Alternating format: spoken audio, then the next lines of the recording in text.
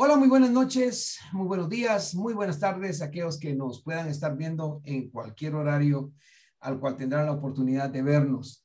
En esta tarde o en esta noche me encuentro con dos amigos míos, dos licenciados tremendos, muy inteligentes, y es para mí un gran honor de veras tenerlos porque es padre y es hijo, los dos licenciados, son abogados y trabajan en su área y son dos personas muy, pero muy inteligentes. Quiero darle la bienvenida a nuestro amado licenciado Luis Jonatán Montúfar Hernández. Voy a empezar con los más jóvenes, ¿verdad? Bienvenido a esta entrevista. Gracias, buenas noches.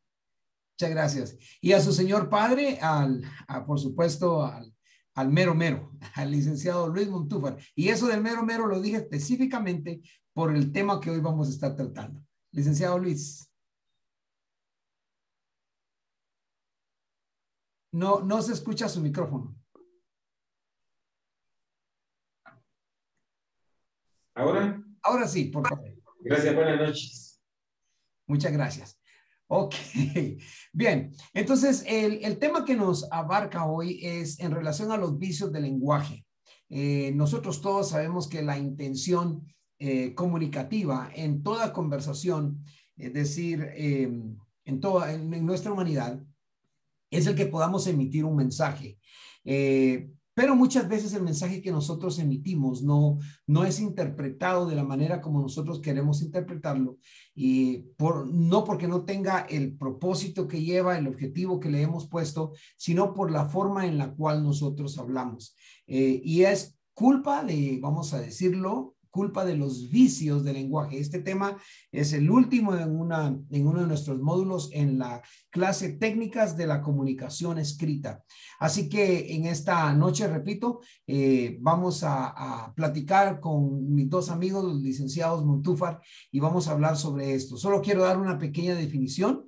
Los vicios del lenguaje es la manera como nosotros construimos muchas veces nuestro lenguaje o empleamos algún vocabulario que no es adecuado para emitir ese mensaje que nosotros queremos llevar a cabo. Y eso permite que nuestro receptor no tome la idea o que tenga un mensaje totalmente equivocado o que no entiendan las palabras las cuales estamos hablando. Así que hay cierta clasificación de los vicios del lenguaje como el dequeísmo, el queísmo, el cosismo, la anfibología, el arcaísmo, barbarismo, cacofonía, extranjerismo, impropiedad, etcétera, etcétera, etcétera. Hay muchos. Así que, pero en esta noche, en esta ocasión, vamos a hablar sobre algunos. Y voy a iniciarnos con el más joven del grupo, el licenciado Luis Jonatán Montúfar. Si nos saludas, estimado licenciado, y nos cuentas dónde trabajas, qué es lo que haces, y háblanos un poquito sobre este problema que creo embarca bastante a nuestra gente en Guatemala. Por favor, licenciado Luis. Gracias, buenas noches. Bueno, mi nombre es Jonathan Montúfar, soy abogado. Actualmente trabajo en la defensa pública penal, ¿verdad? Mi función, pues, es ser abogado defensor. Y como el Instituto de la Defensa Pública Penal trabaja con personas de escasos recursos, asisto a las personas en sus audiencias, ¿verdad? En las diferentes etapas del proceso penal, ¿verdad? Me imagino, siempre quiero decirte amado por ser pastor. Bueno, todos en clase saben que soy pastor, pero abogado Luis, hablando precisamente de eso y la gente que representas, me imagino que has de tener problemas, me imagino, para representarlos por el asunto del lenguaje. Cuéntanos cómo trabajan los vicios del lenguaje con tu clientela, con los que tú representas. No sé si dije bien la palabra clientela, perdón. Sí. Bien, usuarios es lo correcto porque se trata del Instituto de la Defensa Pública Penal.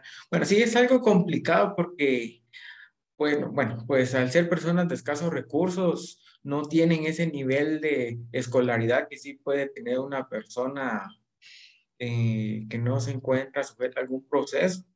Entonces sí resulta un poquito complicado poderles explicar sobre cómo se va a desarrollar el proceso penal con los términos utilizados, con los términos técnicos del lenguaje jurídico, ¿verdad? Entonces hay que tratar de utilizar unos términos más simples, más fáciles para que ellos puedan entender de qué es lo que se va a tratar. Entonces, pues, con el proceso penal hay diferentes etapas.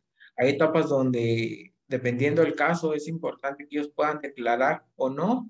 Entonces, yo antes de iniciar las audiencias les asesoro de cómo se deben dirigir al juez, ¿verdad? ¿Qué términos, qué palabras deben utilizar? Porque, por ejemplo, no pueden indicar de que yo soy responsable, yo soy culpable, porque ya con esos términos, si bien es cierto, no se puede tomar su declaración como forma contundente, no pueden utilizar estos términos porque si no le van a dar una idea errónea al juez de qué fue lo que sucedió. Entonces es ahí donde existen estas cuestiones del lenguaje que, como el idioma español es muy rico en sinónimos, ¿verdad? Hay ciertos términos que sí pueden ser beneficiosos y otros que no, aunque en definición puedan significar lo mismo, ¿verdad? Entonces sí, es un poquito complicado con estas personas porque muchas personas no son de la región central o del departamento de Guatemala, sino del interior y muchas de ellas no tienen el idioma español como idioma principal, sino tienen alguna de las lenguas, ¿verdad? Predominando cachiquel, por lo que yo he tenido experiencia. Ok, muchas gracias. Si hablamos, por ejemplo, del barbarismo, que es el vicio del lenguaje que consiste en pronunciar o escribir mal las palabras o usar vocablos impropios, creo que sería ese uno de los problemas que más se ven con tus usuarios. Por ejemplo, si se va a hablar, bueno, digamos, Sí, uno de los términos que yo podría englobar en este fenómeno del lenguaje sería el aiga. él, Aiga, oh, aiga, en lugar de haya, es lo correcto, correcto, ¿verdad? ajá, Son esos de los términos que a nivel general considero que es de los más comunes que ellos mencionan. Aiga. Ojalá que Aiga. haya tiempo ahora entonces de terminar la entrevista, ¿no? Ajá. Muchas gracias. Y voy a pasar un momentito con el licenciado Luis Montúfar, un hombre internacional, y aquí creo que él me va a ayudar mucho por el hecho de que como ha viajado a Europa y ha estado en otros países, ha hablado otros idiomas. Cuando hablamos, por ejemplo, de ese vicio de utilizar extranjerismo, por ejemplo, licenciado Luis, si nos comenta de dónde trabaja, cómo es, quién es, mi gran amigo Luis, por favor, abogado. Su micrófono no se escucha. Ahora, Ahora sí. gracias, distinguido pastor. Gracias. Pues mucho me gusta decirlo, pero ahora creo que sí tengo que decir. Trabajo en el Congreso de la República, específicamente en la bancada del Partido Humanista de Guatemala. Ahí estoy como asesor. Sí, licenciado, muchas En gracias. el pasado fui director de noticias de Radio Nuevo Mundo durante 12 años. Tengo alguna experiencia en cuestiones de marca o marketing. Estudié en la Academia Deutsche Welle Academy o Academy de Alemania, gestión de medios. Digamos que en eso resumo lo que tengo como experiencia, que es mucho más. Correcto. Y al hablar gracias, licenciado. Y al hablar del extranjerismo, como por ejemplo cuando la gente dice, por ejemplo, esto, que le dicen el mouse y es un ratón de computación, ¿verdad? Por ejemplo, o ok, ¿verdad? Cuando debería ser, está bien. ¿Qué me podría decir sobre eso? Porque usted, yo lo he escuchado en varias ocasiones cuando usted ha sido no solo maestro de ceremonia, sino que ha llevado a cabo reuniones. Especiales en el Congreso y todo eso. ¿Qué es lo que usted ve en el ámbito del Congreso? ¿Existe también dentro de nuestros amigos congresistas algún problema de esto del vicios de lenguaje, licenciado? Por supuesto que hay. Por cuestiones de ética, no voy a mencionar nombres, pero Eso es muy común. Recuerde usted que en gran porcentaje la mayoría de representantes son distritales. Entonces están de alguna manera como que muy familiarizados con esos términos que son muy regionalistas.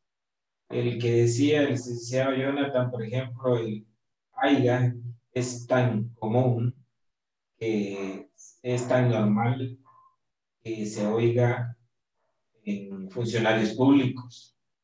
No debería ser así, sin embargo, ocurre porque el regionalismo como que cuesta de alguna manera quitárselo del lenguaje común. Otra de las cuestiones es que recuerde usted que en el seno familiar se aprende a hablar mal. Ese es uno de los grandes problemas que tenemos en el país. Otra de las cuestiones es que en la mayoría de casos los padres de familia por una u otra causa no son académicos, entonces uno viene hablando desde su niñez bastante mal. Por eso hay un refrán que dice que hablamos mal, pero nos entendemos bien. Ok. Y esto también es muy notorio, inclusive en maestros de idioma español, imagínese usted, porque no nos enseñan el idioma español de diccionario, sino sigue siendo el familiar, el regionalismo. Y bueno, en este caso, licenciado Jonathan, ¿qué podríamos nosotros hacer desde nuestro punto, desde nuestra, pues desde donde nosotros estamos? Por ejemplo, ¿qué le aconsejaría usted a un pastor, por ejemplo, hacer con relación a este problema de los vicios del lenguaje? Desde su punto de vista, pero aconsejando a un pastor, por ejemplo.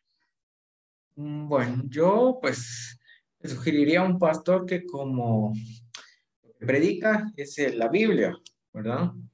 Entonces, como la Biblia está escrita en un lenguaje metafórico, entonces yo le sugeriría al pastor que inculque a sus, a los miembros de la iglesia para que les puedan dar ciertos talleres del idioma español, ¿verdad? Que no, es cierto, hay personas que pueden leer, pero no por leer van a entender. Entonces yo les sugeriría que de campañas, clases o talleres, ¿verdad? En este caso, así como estamos en esta conferencia sobre los vicios del lenguaje, ¿verdad? Pero específicamente a un pastor que le pudiese explicar a las personas, miembros de la iglesia, por ejemplo, qué es una metáfora, ¿verdad? ¿Qué es una antinomia, cuando hay una comparación, ¿verdad? Entonces, ¿por qué? Porque en las cuestiones de las metáforas, si uno no ha tenido un conocimiento amplio, es difícil entender lo que la metáfora está diciendo, ¿verdad? Entonces, básicamente resumiría eso, que el pastor pueda impartir sus talleres, parte del culto, ¿verdad? Que ellos puedan dar, para que sus miembros puedan tener un conocimiento amplio de cómo es el lenguaje, ¿verdad? Porque reitero, no por saber leer se va a entender. Muchas gracias. Me gustó esa expresión, licenciado Jonathan. No por saber leer significa realmente que estamos entendiendo. Eso me gusta mucho y creo lo voy a utilizar. La misma pregunta para usted, licenciado Luis. ¿Qué le diría usted o qué se podría hacer con nuestros funcionarios públicos en relación a su problema de los vicios del lenguaje? Es tan sencillo. Si cada mañana agarramos el diccionario, bueno, ahora lo podemos googlear. Ella es un extranjerismo, eso que acabo de decir. Exacto. Aprendemos una palabra con su definición. Eso es una práctica muy importante. Ok, muy bien. Y a los pastores, tan sencillo. Un tallercito conociendo la conciencia de su audiencia, les va a servir para detectar qué tanto ha sido tan efectivo el discurso y cómo deben utilizar el idioma, el lenguaje, para que la gente o sus seguidores puedan entenderles el mensaje. Para citarle algo, hay una parte en la Biblia que habla de Elohim o Elohim. Es la discusión si finalmente se refiere a un solo Dios o a dioses. Lo más seguro es que sea dioses. Pero la mayoría de gente no conoce porque ese es un término antiguo hebreo. Pero en la Biblia de las Américas ya existe en el español moderno. Entonces, la recomendación sería que se hable en el lenguaje común, sin caer en el decaísmo ni el barbarismo, ni en el mal uso del lenguaje, como es el pleonasmo. Muy buena recomendación, muchas gracias. Creo que tiene usted mucha razón, porque a lo largo de estos 2 módulos, de esos 8 módulos que estamos terminando, hemos visto precisamente eso, de que es necesario que para transmitir un discurso o un escrito sea específico, claro y simple, ¿verdad? Que no sea tan lleno de palabras rebuscadas, por decir algo, para que nuestro receptor pueda entenderlo. Algunas últimas palabras. Voy a iniciar ahora con el licenciado Luis y luego termino con su hijo, licenciado Jonathan. Gracias. Hay algo que se me estaba olvidando. Dice que hay una recomendación muy interesante respecto a la redacción para el buen uso del lenguaje y sobre todo que sea efectivo el mensaje. La técnica es sujeto, verbo y complemento en el área comunicacional. O sea, sujeto, verbo y complemento, y en lo normal que se oye en los cursos de idioma español es sujeto, verbo y predicado, pero en la técnica comunicacional es sujeto, verbo y complemento. ¿Por qué? Porque de esa forma usted va a construir su oración y el mensaje no se va a perder. Y en el siguiente párrafo tiene que tener una frase de transición para que tenga un hilo, lo anterior con lo que va en el segundo párrafo, el tercero, el cuarto o el último. Y al final que haya una conclusión para que el mensaje quede totalmente plasmado. Muchas gracias, licenciado. Muchas gracias. Y yo voy a tomar en cuenta también eso, me sirve mucho. Licenciado Jonathan, últimas palabras que nos quieras aportar.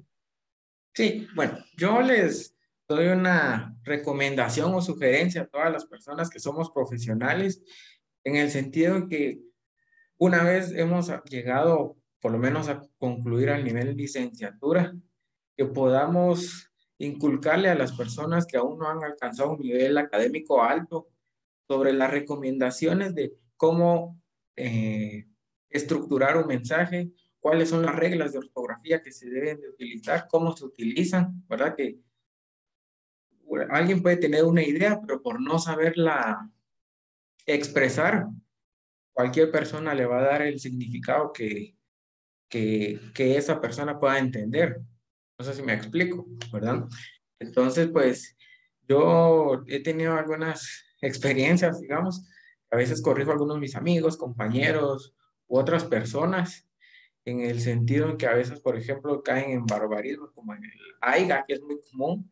Yo los corrijo y les digo que es aya, o le complementan una S a ciertos términos como vistes, escuchaste. Yo le Exacto. digo, no, ese escuchaste, ¿verdad? Pero no lo hago en aras de burlarme o de creerme superior, no, sino en aras de recomendarles y explicarles cómo es el uso correcto del idioma español, ¿verdad? Entonces, mi sugerencia es que nosotros, las personas que ya tenemos cierto conocimiento, pues podamos aportar a aquellas que todavía no lo tienen, incluso también a los niños, porque de los niños, pues están en una etapa de crecimiento en su formación, tanto académica como en diferentes ámbitos, para que cuando sean adultos sepan cómo expresarse bien, qué términos son los que deben de utilizar, en qué circunstancias, que en el futuro el idioma español no vaya a sufrir deficiencias, unos cambios drásticos, y pues que el idioma español perdure por bastantes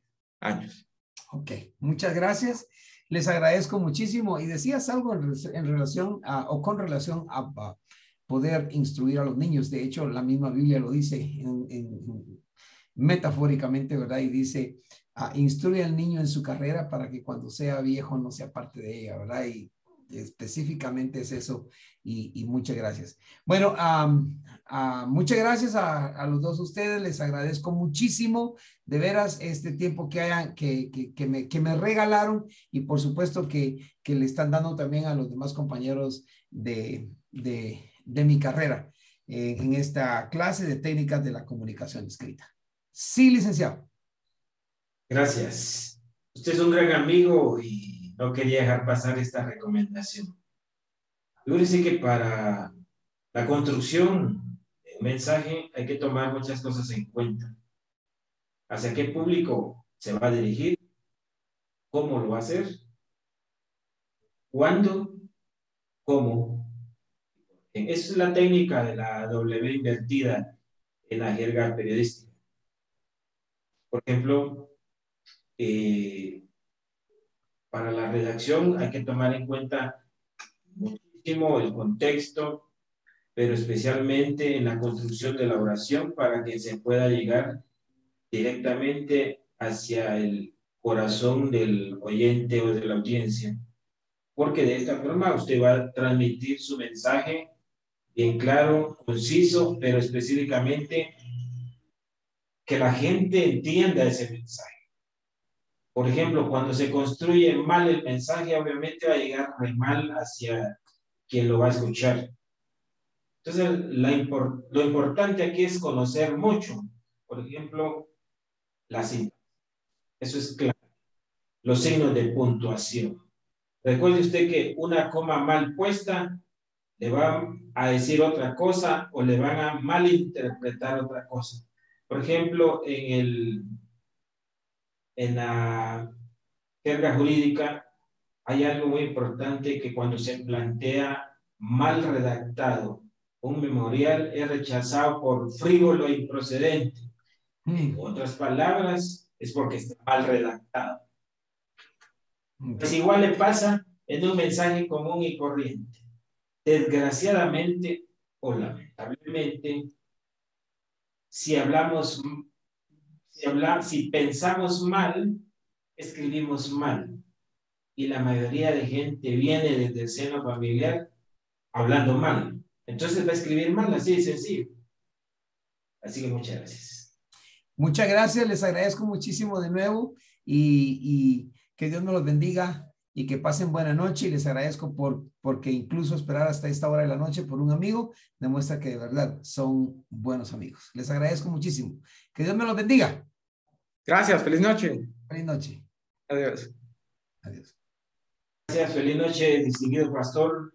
Esperamos haber contribuido en algo para su formación académica. Muchas gracias.